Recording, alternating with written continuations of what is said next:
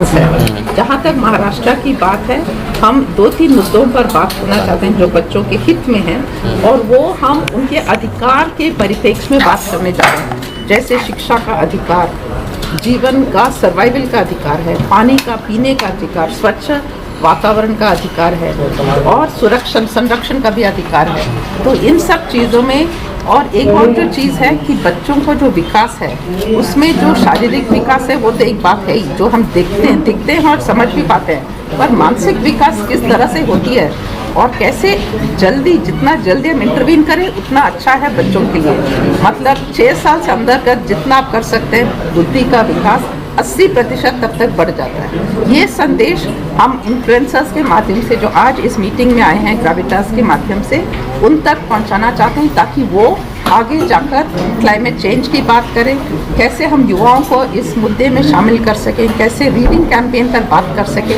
In 3-4 मुद्दों पर हम आज discuss करना चाह रहे हैं। हम चाह रहे हैं कि इनके माध्यम से मैसेज फैलाएं।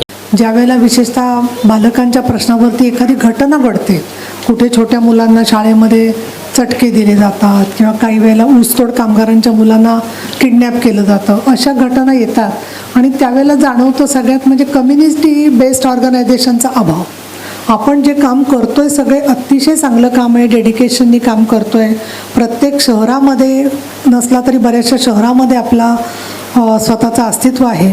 परंतु आपण हे पाहिलं सर्वजणांनी की आजही मोठ्या प्रमाणामध्ये युनिसेफनी केलं असेल तर मला आनंद आहे त्याचा. पण महाराष्ट्रातल्या प्रत्येक तालुक्यामध्ये आपलं मॅपिंग केलं की कोण कुठल्या प्रश्नावर काम करतंय. उदाहरणार्थ मी एक 5 प्रश्न पाहिले की जे आपल्याला अगदी सातत्याने तुमच्याही विषयामध्ये येत आहे, आणि त्याच्यात चाइल्ड मॅरेजचा विषय, दुसरं पॉक्सोचा विषय, तिसरं एक्सप्लॉयटेशन ॲट वर्कप्लेस, चौथं स्कूल ड्रॉपआउट्स आणि चिल्ड्रेन इन व्हल्नरेबल सिच्युएशन.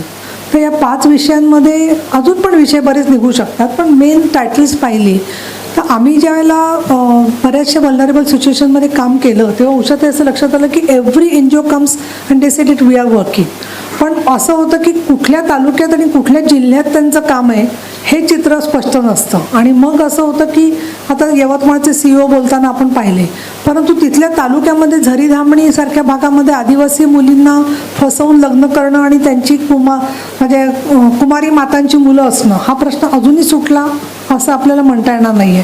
त्यामुळे खरं प्रश्न असा आहे की सगळे प्रश्न आपण जरी सोडवू शकलो नाही तरी कुठे आपलं अस्तित्व आहे आणि कुठे लोक तुमच्या आर्थिक मदतीशिवाय सुद्धा गुड टच बॅड टचचं काम करायला उत्सुक आहेत. याच्यामध्ये आता ग्रॅव्हिटास फाउंडेशन आणि युनिसेफनी नेतृत्व करावं असं मला वाटतं. कारण बऱ्याचशा शहरांच्यामध्ये, बऱ्याचशा जिल्ह्यांमध्ये मला खूप संस्था भेटतात की ज्यांना काम करायचं आहे, परंतु त्यांना कामाच्या संदर्भामध्ये कशा पद्धतीने जायचं हे लक्षात येत नाही आहे. दुसरं, as a mother, when I want to teach my children something, I will show them a really scary movie and say, do not do this. Or if they want to go on a trip alone, I will show them a movie, Hostel, this is what happens, do not do this. I think films really are very powerful. We learnt a lot in our childhood from movies. We learned what is right and wrong, and that evil is defeated and good always wins. That's all we learned.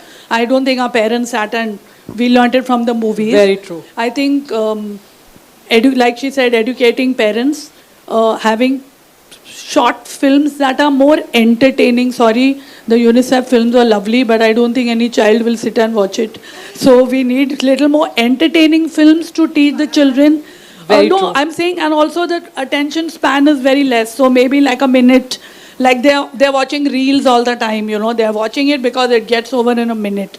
So I think anytime you all need me to come, make some entertaining, educational films, I'll be more than happy to come and do that. Because I think children will learn from watching. I think Absolutely. parents, I think we definitely need to educate parents. Like we have counseling sessions for children in school where they teach them about sex education in a really boring manner. I think we need to call the parents, talk to them and how they should talk to the children. I'm very, very open with my kids, and yes, I had a planned pregnancy, but I planned only for one. Just happened to have 3 along. I think parents, as a mother, we are always struggling to do the right thing. I think we are all good mothers and we are all clueless mothers at some point. So I think we need to be educated more than anyone else. And I think I admire Jugnu and Padmini, but I don't think any mother should be told they need to sacrifice or give up anything for their children. The children need to learn. The mothers have a career too. Mother's a working mother. And that's what hats off to anyone who can do, but I think I will go mad if I sit with my children 24 hours and they will go mad too. So I think, and it's also important, I teach my son all the time. I think it's also important to educate the fathers. Very true. Most important, the fathers need to be as involved in the parenting. Luckily, I have a husband who's more hands-on than me, which is why I can leave them and come here and do this. But I think most fathers, this generation of fathers is definitely more hands-on than our fathers were, the mothers did everything. Very true. So I think the dads need to be involved. They need to also be counseled as to how to treat their wives, so that the children learn from that. And I would say that first and foremost, I think parents need to be counseled. Because if the foundation of a child is not right, then nothing can be achieved. And yes, we are living in a world that has nuclear families. And like Dr. Vidya said, that it is important. I mean, my son was brought up with his grandparents. And children are naturally, the culture, the values are naturally inculcated in children, whether you teach them or not. I've heard my son say a lot of times that, where I feel that he's just imbibed it from his grandparents, a lot of things. So that gives me a great feeling. Coming back to nutrition, I personally didn't know that a child's brain developed in the first 2-3 years. And I'm going to make sure that my grandchildren are taken extra care of. And I'm going to speak to, like, Jugnuji said, that we should tell our friends and families and near and dear ones around that how important it is. Because I think if the nutrition is not right, if there is no health, then there is no development. Especially the, the cognitive, development, your brain function, your emotional function, everything comes together. And children are learning from their parents. Here we have spoken about gadgets, mobiles, so many things. And yes, everything is, we are living in today's times, positive in so many ways, negative in so many ways. We go for dinners, we see families, like literally parents, 2 children sitting, each one on their mobiles. And like you rightly said, then why do you make a day of it? Why do you make an afternoon of it? So we as parents first need to be counseled.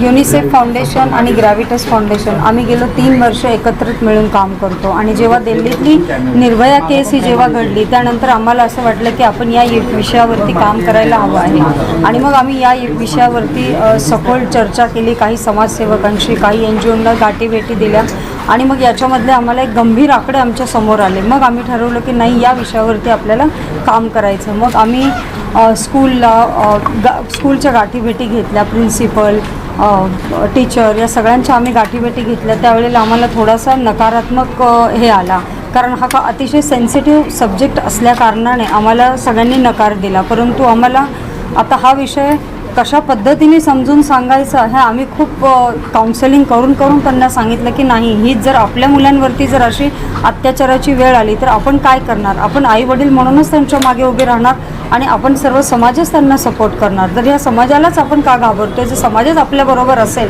तर आपण ह्या सगळ्या विषयांना एकत्रित पद्धतीने आपण पुढे घेऊन जाऊ.